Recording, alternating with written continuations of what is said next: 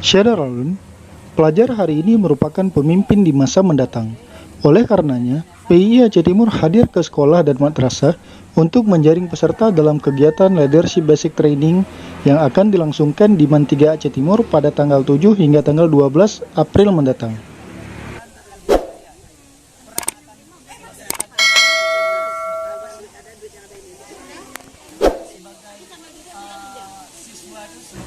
Ketua Bidang Kaderisasi Zamzami kepada Al-Farisi TV mengatakan bahwa PII berfokus untuk menyukseskan training PII Aceh Timur yang tinggal menghitung hari.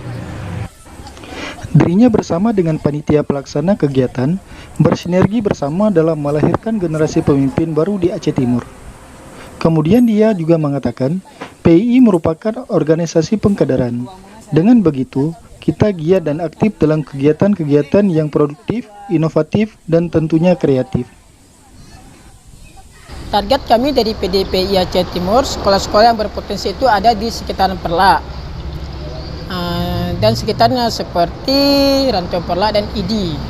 Biasanya sekolah-sekolah tersebut selalu mengirim peserta setiap tahunnya, setiap ada acara-acara training di Aceh Timur. Selanjutnya, Zamzami juga mengatakan, pelajar hari ini generasi masa mendatang. Oleh karenanya, pemimpin masa mendatang harus memiliki karakter yang mulia untuk menjadi seorang pemimpin.